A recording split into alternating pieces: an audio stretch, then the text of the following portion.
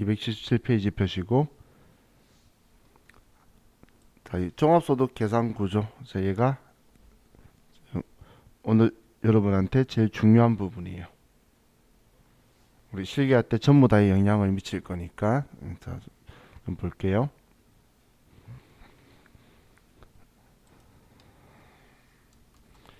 자, 우리가 종합소득이라고 하는 건 이자소득, 배당소득, 사업소득, 근로소득, 연금소득, 기타 소득, 이 소득들을 전부 다 합친 걸 우리는 종합소득이다라고 표현하는 거예요. 얘네들 전부 다 합친 걸 종합소득이다라고 표현을 해요.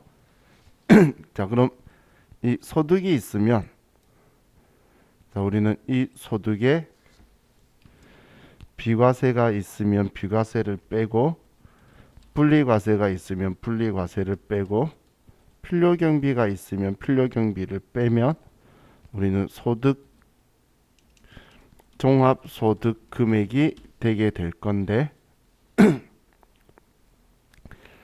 자, 그럼 이 이자소득부터 하나씩 보면, 자, 이자소득에서 비과세가 있으면 비과세를 빼고, 분리과세가 있으면 분리과세를 빼고, 필요경비가 있다면 필요경비를 빼면 이자소득 금액이 되게 되는 거예요. 다음, 배당소득에서도 비과세가 있으면 빼고, 분리과세가 있으면 빼고, 필요경비가 있다면 빼고, 배당소득 금액이 있다면 이렇게 빼게 될 거예요. 그런데 여기에서 만약에 그로스업 대상이 있다면 그로스업 대상은 더해 줄 거예요. 자, 그럼 이제 먼저 이자 배당 소득에 대해서 보면, 자, 아래쪽에, 자, 우리는 금융소득이라는 표현이 있는데, 이 금융소득은 이자소득과 배당소득을 합친 걸 금융소득이라고 하는 거예요. 이자소득과 배당소득을 합친 걸 우리는 금융소득이라고 해요. 자, 그럼 이 금융소득은 자, 우리가 보면,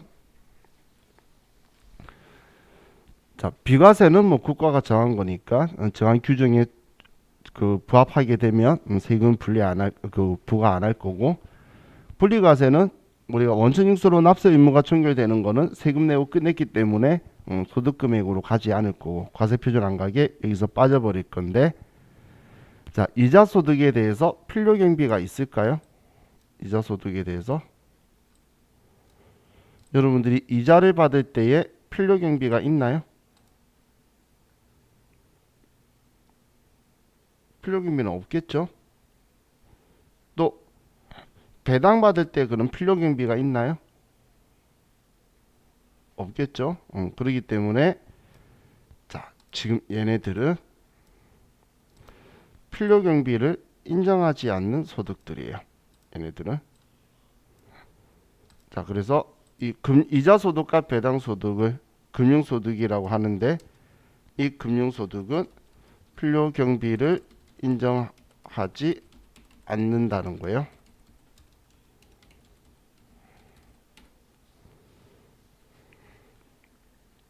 얘네들은. 그럼 이 그로스업이라는 게 뭐냐면, 이 그로스업은 배당 가산세액이라고 한국말로 하면. 그런데, 자, 이 그로스업을 간단하게 설명만 드리면,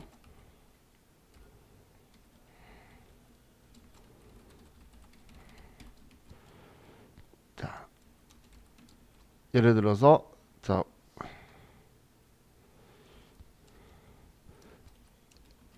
A 법인이 있고, 저는 A 법인의 주주예요. 지분율 20%인 주주라고 볼게요.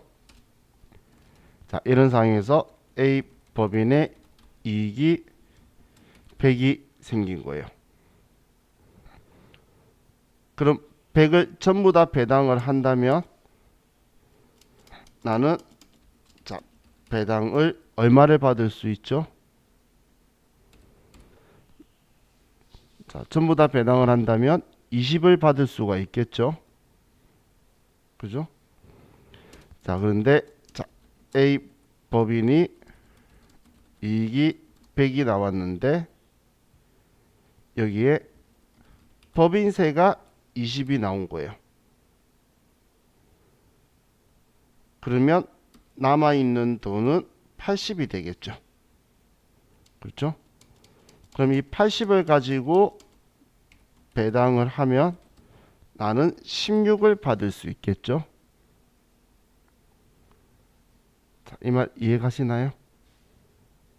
법인이 돈을 벌면 당연히 법인세 내겠지. 그럼 법인세 내고 남은 돈으로 당연히 주주한테 배당을 해주겠죠. 그러면 나는 실질적으로는 20을 받는 게 아니고 16이라는 배당을 받을 거라는 거예요. 그럼 16이라는 배당을 받았을 때 이 16은 그럼 세금 낸 건가요? 안 낸 건가요? 이 배당받은 돈은 지금 세금 떼이고 받은 거잖아. 세금 안 떼이고 받았으면 20 받았어야지. 16을 받았다는 건 세금 떼이고 받은 거죠. 그런데 또 내가 16을 받았다고 해서 또 세금을 부과하면 이중과세가 되겠죠. 법인이 가지고 있을 때 세금 떼고 또 내가 받았으니까 개인이라고 해서 또 세금 떼면 이중과세가 된다는 거예요. 여기서 또 빼면. 그렇기 때문에 이중과세를 하지 않으려고 지금 이 16을 얘를 다시 20으로 만들어 버릴 거예요. 이게 그로스업이에요. 그럼 왜 이렇게 만드냐면 20을 만들어서 소득세를 계산하고 그리고 나서 얘는 이 배당에다가 배당 16에 플러스 그로스업을 하면 얘가 4를 더하면 얘는 20이다라고 해서 여기에 과세를 하고 그리고 나서 추후 배당 세액 공제로 해서 얘를 빼줄 거예요. 그러면 난 소득세는 법인세가 안 떼인 단계의 금액으로 해서 소득세를 계산하게 되고 그리고 나중에 세금을 빼주면 이거는 우리는 이중과세 했던 게 사라지게 되겠죠. 그래서 이건 나중에 배당세액 공제로 다시 4를 빼주면 얘가 빠진다는 거예요. 그렇기 때문에 법인세 이렇게 뺀 단계를 없는 상태로 만들었다가 다시 돌리기 위해서 이 그로스업이라는 애가 지금 세금 부과할 금액으로 가는 건데 더하는 이유가 더해서 법인세 부분 단계를 더해 가지고 20배당 받은 걸로 만들어서 세금 부과 다 해놓고 이 사람 세금 내고 나서 여기 법인세 떼인 부분을 다시 나중에 쭉 빼줄 거예요. 자, 이게 그로스업이라는 거예요. 자, 그럼 이제 다음 자, 사업소득을 보면 자, 사업소득에도 비과세가 있으면 비과세 빼고 분리과세가 있으면 분리과세를 빼고 필요경비가 있으면 필요경비를 빼면 사업소득 금액이 되게 될 거예요. 사업소득 금액.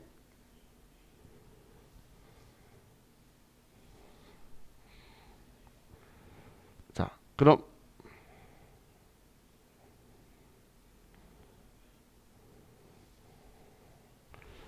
자, 이 사업소득 가지고 좀 또 볼게요. 자, 사업소득의 형태는 두 가지가 있죠. 사업장이 없는 사업소득자. 인적 영역, 주로 인적 영역. 저같이 계속적 반복적으로 이렇게 수업하는데 근로소득자를 제가 안 하고 있기 때문에 세금 너무 많이 나와서 사업소득자를 하는데 저는 수업하는 거에 대한 사업장은 없죠. 그럼 사업장이 없는 사업소득자고 또 사업장이 있는 사업소득자가 있어요. 그럼 자, 지금 소득세니까 돈 버는 거에 대해서 생각을 해보면 자, 제가 이 학원에서 사업장이 없는 사업소득자인데 제가 학원에서 강의료를 받을 때 원천징수를 당해요. 이 원천징수라는 건 지급하는 사람이 이 사람의 소득의 원천이 사업소득이니까 원천징수 3%를 일단 징수를 해서, 자, 우리는 국세예요. 지방소득세 빼고 이야기하는 거예요. 여러분들 3.3% 이런 이야기 들은 적 있죠? 그건 지방소득세 포함 이야기고, 3%를 원천징수를 하고, 그럼 나는 이 3% 낸 게 세금 내고 끝내는 게 아니고 나중에 종합소득세 신고할 때에 진짜 내가 내야 될 세금을 계산을 해서 내가 많이 3% 떼인 게 많이 떼인 거면 돌려받을 거고, 작게 낸 거면 내가 오히려 거꾸로 더 낼 거예요. 근데 이 3%는 지금 제가 학원에서 강의로 받는 것 전체의 3%인데, 근데 내가 받는 강의료가 실질적으로 나의 이익이 있거냐 그거예요. 저도 강의를 하기 위한 필요 경비라든지 경비용 소요되는 경비들이 있겠죠. 그럼 그 경비들을 뺀 돈이 돈 번 거니까 나는 얘를 나중에 다시 정리를 할 거라는 거예요. 그럼 이 원천징수는 당한다는 이 사업장이 없는 사업소득은 얘는 예납적 원천징수죠. 주 확정신고로서 납세 의무를 종결시킬 거란 이야기예요. 그죠? 그럼 사업장이 있는 사업소득자가 돈 버는 걸 볼게요. 사업장이 있는 사업소득자가 돈을 버는 방식은 이 사람은 이거죠. 매출 가격에 빼기 매입 가격을 하면 나의 이익이 나오고 얘가 소득이 되죠. 내가 만원에 사온 걸 15,000원에 팔면 5,000원 남기는 거고, 만원에 사온 걸 12,000원에 팔면 2,000원 남기는 거예요. 그럼 지금 이 말은 내가 직접, 우리는 사업자가 직접 소득을 창출하는 거지 누군가에게 지급받는 게 아니라는 거예요. 지급받는 소득이 아니라는 건 원천 징수할 자가 없다라는 이야기예요. 그래서 사업장이 있는 사업소득자는 원천 징수세액이 없어요. 여러분들이 옷가게를 하든 뭔가 그 사업을 하면 여러분이 이익을 창출하는 거지 여러분한테 돈 얼마 남기는 거라고 하면서 그 돈을 주는 사람이 없다라는 거예요. 그럼 지금 제가 이 이야기하는 이유가 분리과세는 뭐라 그랬죠? 완납적 원천징수라 그랬죠?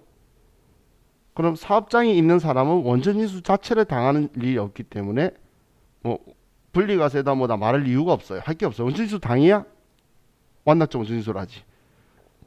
그리고 사업장이 없는 사업소득자도 무조건 이 3%이고 끝내는 건 절대 없다라는 거예요. 저도 여기서 받는 거, 제 사업장에서 받는 거, 다르게 받는 거 해서 세 군데 소득을 합쳐가지고 다 내요. 그렇기 때문에 자, 사업소득이 있는 자는 얘는 무조건 종합소득세 신고를 해야 돼요. 사업소득이 있는 사람은. 이걸 다른 말로 하면 분리과세는 없다라는 거예요.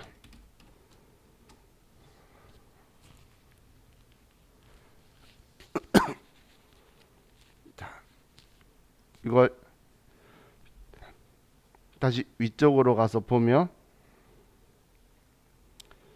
지금 여기에서 이 사업소득의 특징이 이 분리과세를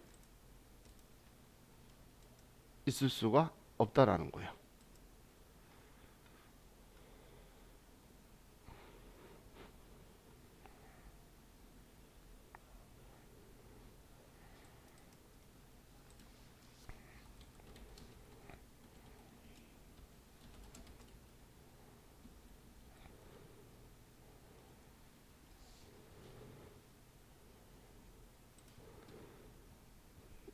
우리 금융소득은 필요경비를 인정하지 않는 소득이고 사업소득은 분리과세가 없는 소득이다라는 걸 같이 좀 기억해 두시고, 자, 다음 근로소득을 볼게요. 자, 근로소득에서 비과세가 있으면 비과세 뺄 거예요. 그리고 근로소득에 분리과세가 있으면 분리과세를 뺄 건데, 자, 근로소득 여러분들이 월급 받는데 필요경비가 있을까요? 필요경비가 없나요? 자, 지금 여러분들 왜 공부하시죠? 거의 대다수 분들이 이쪽 관련해서 일하시려고 하는 거잖아요. 그럼 그 일해가지고 돈 벌면 지금 얘도 필요경비 있잖아요. 여러분의 시간과 돈과 많은 것들을 지금 투자하고 있죠. 근데 원래 소득에 대해서 그 맹점이 노력하고 비용 들어가는 시기와 소득이 창출되는 시기가 언밸런스하다는 게 과거의 비용으로 효익이 뒤에 일어나죠. 그렇기 때문에 영국이나 일본 같은 나라는 5년치를 합산해서 계산을 해요. 근데 한국은 그런 방식을 취하지 않고 너가 이쪽 못할 거 알겠어. 그러니까 어느 정도 금액을 빼줄게 라고 하는 거예요. 그걸 뭐라고 하냐면 필요경비조로 빼주는 걸 근로소득 공제라고 해요. 필요경비 성격으로 이 금액을 빼줄게 라고 하는 거예요. 그러면 우리는 근로소득 금액이 나오게 돼요.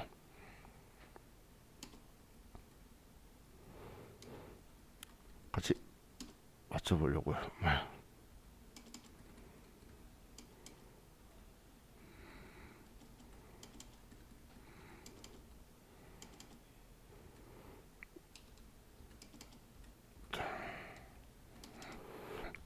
그럼 이제 연금을 볼게요. 자, 비과세가 있으면 비과세를 빼고 분리과세가 있으면 분리과세를 빼고 자, 연금 받아요. 필요금 여러분이 나중에 예를 들어 미래에 국민연금을 받는다 볼게요. 그럼 필요경비가 있나요?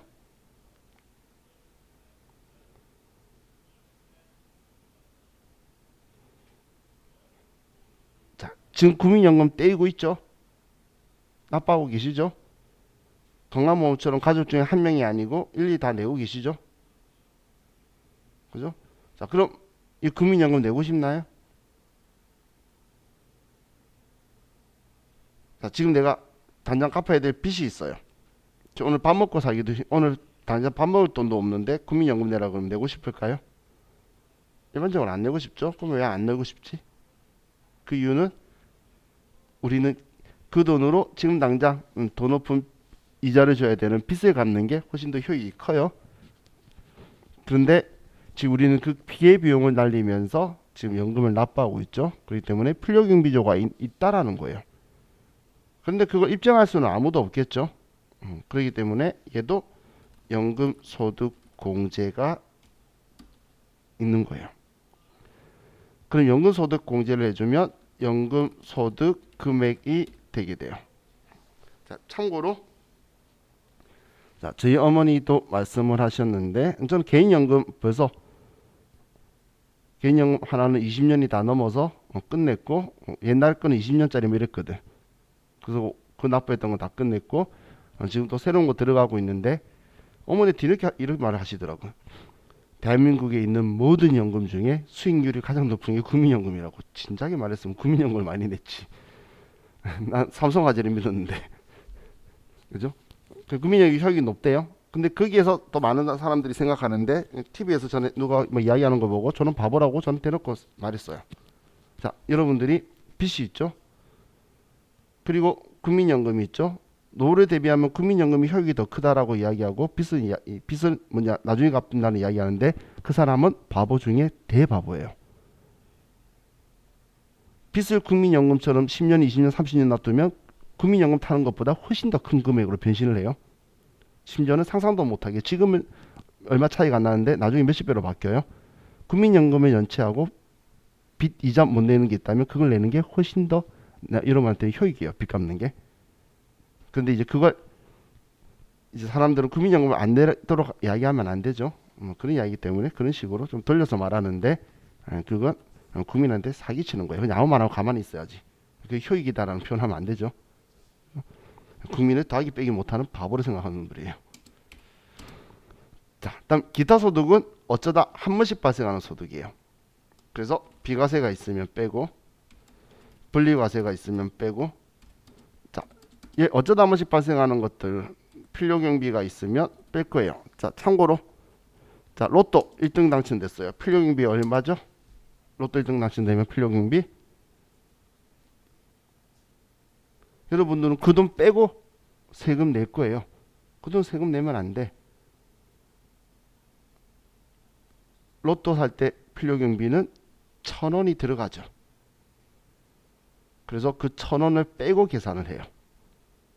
진짜 필요 경비라는 게 그런 거예요. 이 돈을 벌기 위해서 내가 돈을 얼마 이제 소요를 해서 경비로 썼다라는 거 있죠. 그러면 기타 소득 금액이 되는 거예요.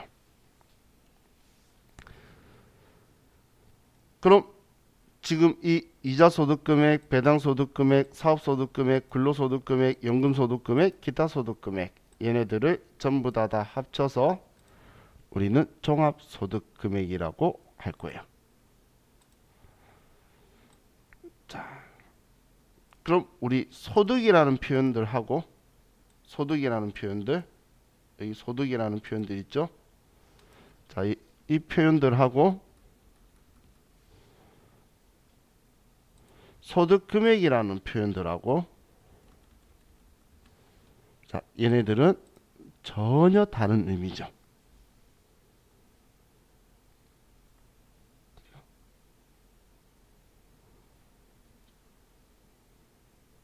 그럼 지금 종합과세가 이렇게 하는 건데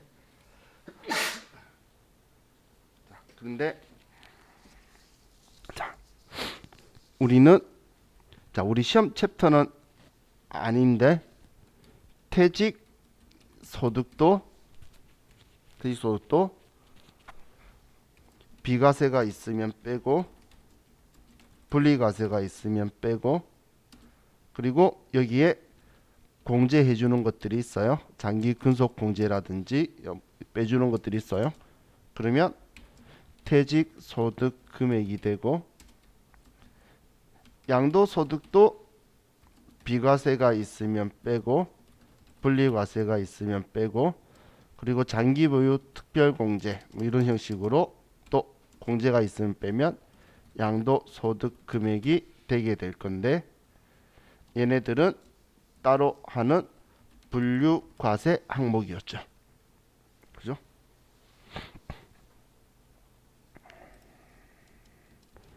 자, 그럼 지금 제가 얘네들이 왜 우리한테 중요하다라고 말했냐면 얘네들은 아주 중요해요.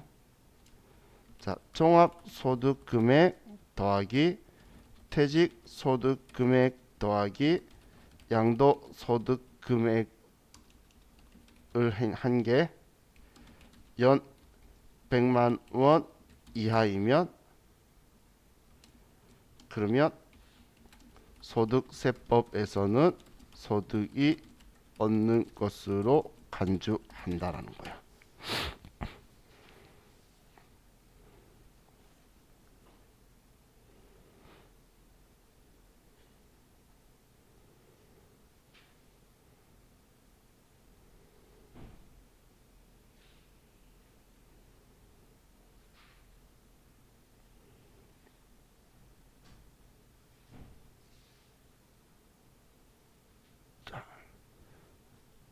그럼 우리는 나중에 인적 공제도 공부할 거고 그리고 항목별 공제도 공부할 거고 지금 그 부분들이 10점에서 15점이 들어갈 건데 그럼 지금 제가 적은 게 다 소득 금액들이죠.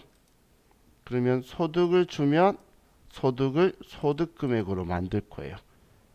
그래서 이 소득 금액을 전부 다 모조리 다 합쳐서 분류과세까지 다 합쳐서 100만 원 이하면 소득이 없는 사람이 되어서 우리가 따질 거고 100만 원이 넘어가면 소득이 있는 사람으로 따지게 될 거예요. 본인은 많이 벌면 좋은 건데 내 돈으로 먹고 사는 사람을 정리할 때 그렇게 될 거라는 이야기예요.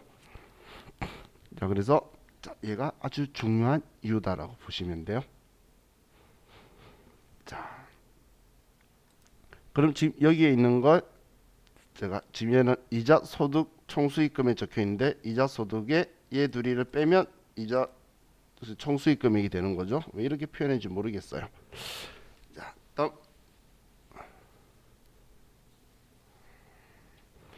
이제 종합소득의 기본 세율이라고 적혀 있는데, 자, 이 세율 여율표는 여러분들이 뭐 외우고 하는 거 아니에요.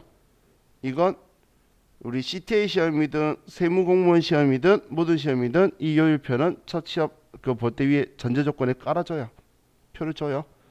그래서 얘를 외울 필요는 없고, 그럼 하나만 우리가 기억을 해둘게요. 자, 종합소득의 최저세율이 6%다. 6%다라고 기억을 하시고, 자, 그럼 지금 아래에 보면 막 20만 원 뭐 이런 식으로 숫자가 적혀 있죠. 몇만 원. 자, 이거 보는 법 알려드릴게요. 자, 예를 들면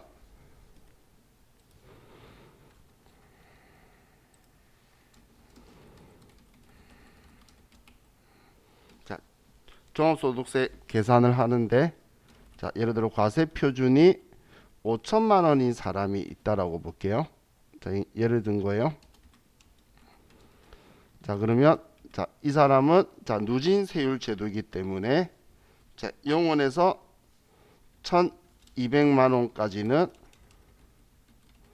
우리는 6%고 1,200만 원 이하, 그러면 1,200만 원 초과부터 4,600만 원 이하까지는 15%고, 그리고 4,600만 원 초과부터 8,800만 원까지는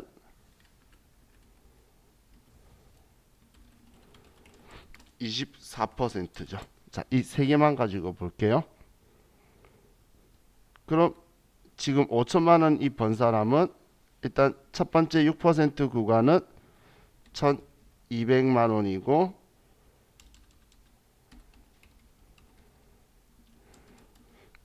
%고, 두 번째 1200 초과 6400 이하, 4600 이하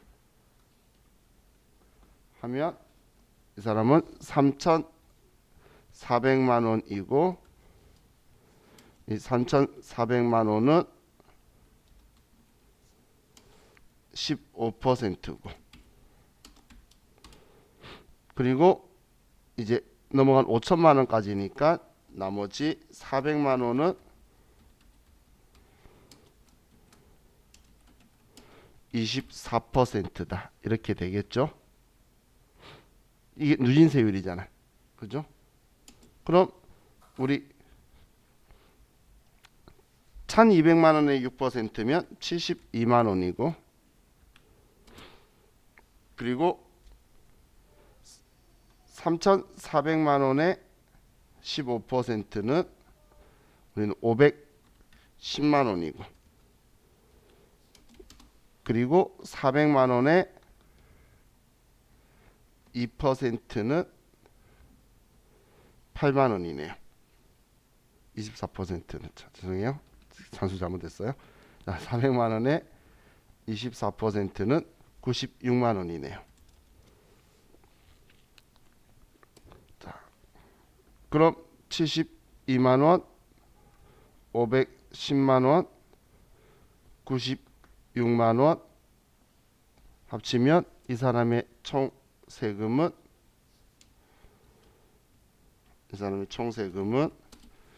678만 원이다. 이렇게 세금이 나오게 되겠죠.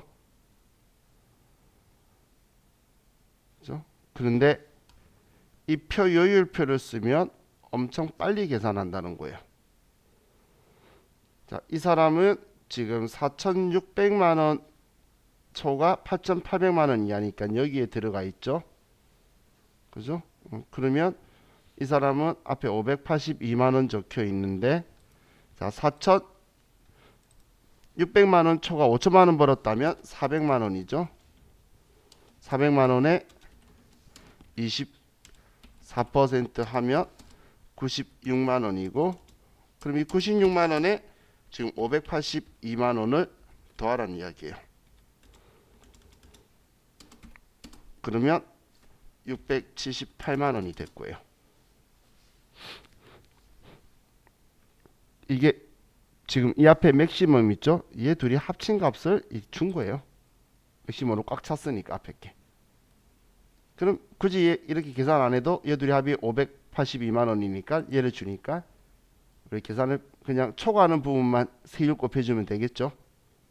이 앞 단계는 꽉 찬 거잖아. 이 구간 안에 전부 다 꽉 찼으니까 그냥 풀로 찬 거에 대한 합을 주니까 이렇게 계산하면 더 빨리 나온다는 거예요. 그래서 이런 숫자를 주니까 얘 숫자 주면 좋겠죠. 훨씬 더 편하게 쓰겠죠. 그게 이거에 주는 목적이다라고 보시면 돼요. 자, 그럼 이제 우리 다음 페이지로 넘기면, 자, 소득별 필요경비 있는데 필요경비는 우리 신경 안 쓰셔도 돼요. 지금은. 자, 기준경비나 단순경비를 쭉 꺼뒀는데 이거는 우리 실무에서 필요한 거예요. 사업소득자들 중에 우리 돈 얼마 못 버는 사람 있죠. 1년에 1200, 2400 벌면은 사업소득자는 작게 버는 거예요. 사업소득자들 입장에서는. 그럼 그런 사람들은 영세이기 때문에 경비 입정하거나 기장하는 게 힘드니까 단순 경비율을 국가가 업종별 코드별로 내줄 거예요. 그러면 이거에 대해서 이제 사용을 하는데, 또 일정 금액 넘어가면 기준 경비율 받으려면 받아, 아니면 너 기장하는 게 경비 입정해 줄 거다, 이런 식으로 해주는 경비율들이 있고, 그리고 추정 경비율들도 있고 뭐 이런 것들이 있어요. 근데 이 필요경비에 보면 이자소득과 배당소득은 필요경비를 인정하지 않는다. 앞에 제가 금융소득은 인정 안 한다라고 했었죠. 지금 그 이야기인 거고, 사업소득은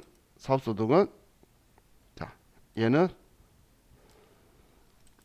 실제 비용 지출된 경비를 인정하는 거예요. 실제로 내가 월세 냈다, 직원들한테 월급 줬다, 그럼 그 귀속자가 돈 번 거니까 그 사람이 세금 내야 되라고 실제 필요된 경비만 인정할 거예요. 근데 이 사람들이 실제 지출된 경비를 입증 못하고 장부 기장 안 하면 이렇게 빼줄 거란 이야기예요. 그리고 근로소득하고 연금소득은 필요경비 입증을 하기 힘들기 때문에 근로소득공제와 연금소득공제를 받는다라는 거고, 기타 소득은 두 가지 스타일이 있는데, 하나는 우리는 실제 증빙에 의해서 실제 필요경비만 인정하는 거고, 또 하나는 추정 필요경비로 얘를 인정해 주는 방식이 있어요. 얘는 불로소득, 얘는 불로소득 아닌 거, 이런 식으로 나중에 구분이 되어서 과세를 할 거다라고 보시면 돼요. 우리 복권당첨이나 아니면 뭐 노름한 거는, 경마 이런 것들 노름한 거나 이런 것들은 불로소득이죠. 그럼 실제 필요경비만 인정해 줄 건데, 여러분들이 뭐 글을 잘 써가지고 이렇게 하다가 어쩌다 한 번씩 뭐 대회에서 상금을 입상이 돼가지고 원고를 받는다 하는 건 일시적으로 발생한 거죠. 그런 것들은 여러분들이 필요경비가 있는데 입증이 안 되니까 60%씩 인정을 해줄 거라는 거예요. 형은 여러분들이 뭐 미모를 뽐내서 미스 코리아 대회에 나가서 1등을 했어요. 수많은 필요경비가 들어갔겠죠. 입증 어떻게 할 거야? 그런데 공익단체나 주무관청에서 인가해서 우리 경진대회처럼 그런 상금 걸고 하는 거는 필요경비 80%는 인정해 줄 거예요. 근데 실제로 입증을 하면 그게 80%보다 많으면 그 실제 경비를 인정해 주는데, 입증 못하면 최소한 80% 인정해 줄게. 그 말은 20%만 세금 부과할게, 그 이야기예요. 최소. 그죠? 자, 그럼 이제 교성금과 이월교성금이라고 적혀 있는데, 자, 교성금이라는 건 손해본 거고, 이월교성금은 옛날에 손해본 거예요. 옛날 게 손해본 게 넘어온 거.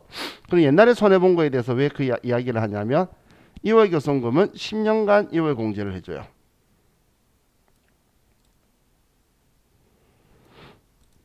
자, 그럼 우리 손해봤다라고 말할 수 있는 게, 지금 제가 여기 순서대로 쓴 거 보면 2배, 4근, 연기 순서대로 썼죠.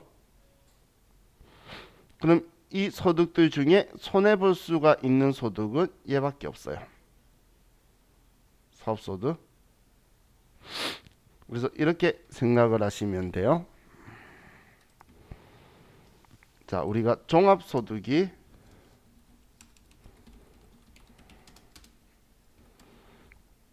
이자, 배당, 사업, 근로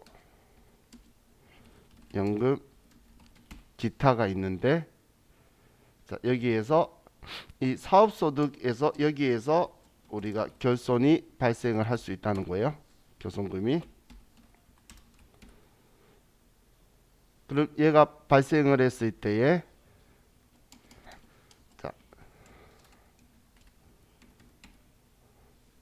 자, 이때 결손금 보전 손해본 거에 대해서 어떻게 채워 나갈 거냐라는 것. 자, 그건 여기에서 보면 순서가, 자, 사업 여기에서 지금 마이너스를 봤다는 이야기죠. 그렇기 때문에 얘가 1번,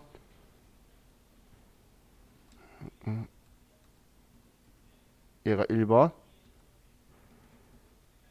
다음 얘가 2번, 얘가 3번, 그리고 얘가 4번, 얘가 5번. 이 순서대로 갈 거예요.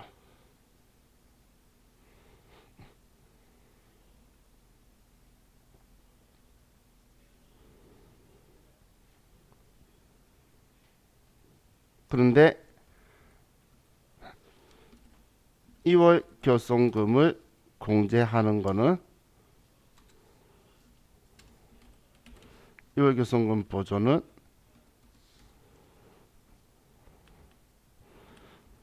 사업에서 옛날에 손해본 거를 공제하겠다는 건 올해는 사업에서 이익을 봐야 되는 거예요. 올해 손해봤는데 무슨 옛날 거 공제하고 있어. 그죠? 그래서 이때는 사근 연기 2배 순서대로 공제를 할 거예요. 사근 연기 2배 순서대로 공제를 할 거라는 거예요.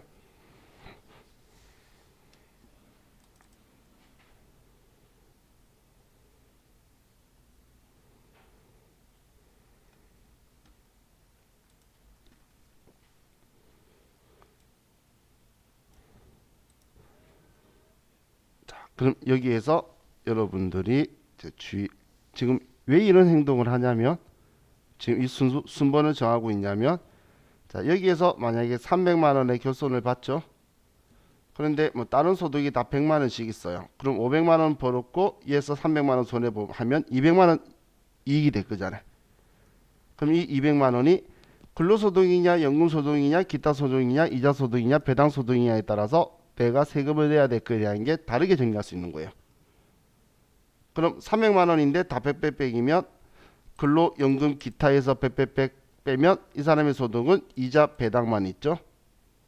그럼 이거 200만 있으면 나는 그냥 분리과세 해버리고 세금 안 내도 된다는 이야기예요. 그렇기 때문에 결손금 보전하는 순서가 있는 거예요. 그런데 자, 우리 부동산 임대 사업이라고 있죠. 자, 부동산 임대업이 과거에는 부동산 임대업으로 소득의 하나로 있었어요. 그래서 제가 어릴 때 공부할 때는 2배부 사근 연기로 공부를 했었는데, 근데 부동산 임대업을 부동산 임대 사업소득으로 해서 사업소득으로 귀속이 되었어요. 그러면서 이 사업소득에 들어가면서 이제 얘가 6가지로 바뀌게 됐는데, 근데 우리 부동산 임대업의 결손금은 부동산 임대 사업 소득에서만 우리 결손금 보전이 가능해요. 임대 사업이라고 할게요. 하지만 자, 예외가 주택의 부동산 임대 사업 결손금은 타 소득에서 결손금 보전이 가능해요. 주택은.